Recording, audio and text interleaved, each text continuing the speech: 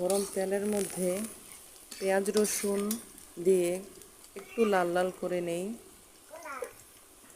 তার মধ্যে একটু কাঁচামরিচ দিয়ে নেই। কাঁচামরিচ দিয়ে পেঁয়াজ রসুনগুলো একটু কষিয়ে নেই। কষানো হয়ে গেলে তারপর লাল লাল হয়ে গেছে, এখন ওগুলোর মধ্যে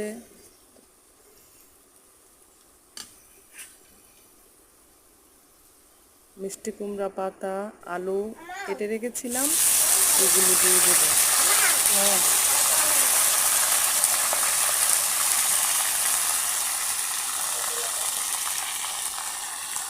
দেওয়া হয়ে গেলে একটু নেড়ে চেড়ে নেই।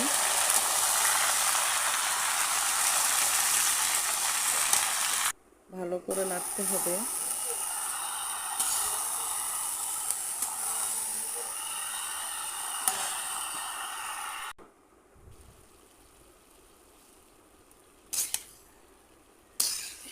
আবারও একটু ভালো করে নেড়ে চেড়ে নেই। ভালো করে নাড়তে হবে, উল্টে পাল্টে নাড়তে হবে, যাতে সব দিক ভালো করে হতে পারে।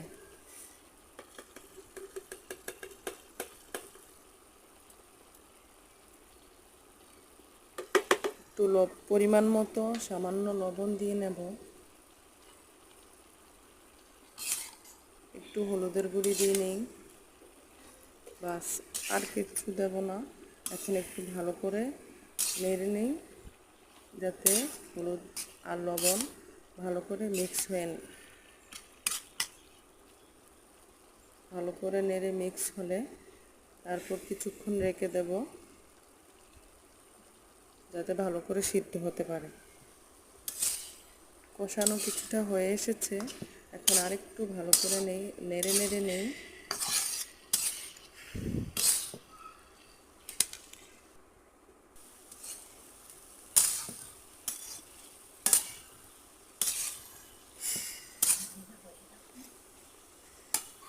অনেকটা সিদ্ধ হয়ে এসেছে।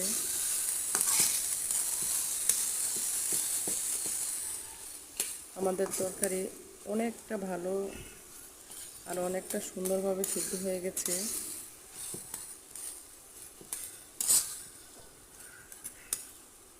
তরকারি অনেকটা হয়ে এসেছে। এই তো দেখতে পাচ্ছেন আমাদের তরকারি অনেকটা হয়ে গেছে।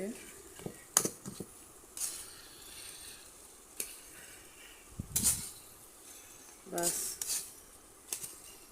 আমাদের রান্না শেষ।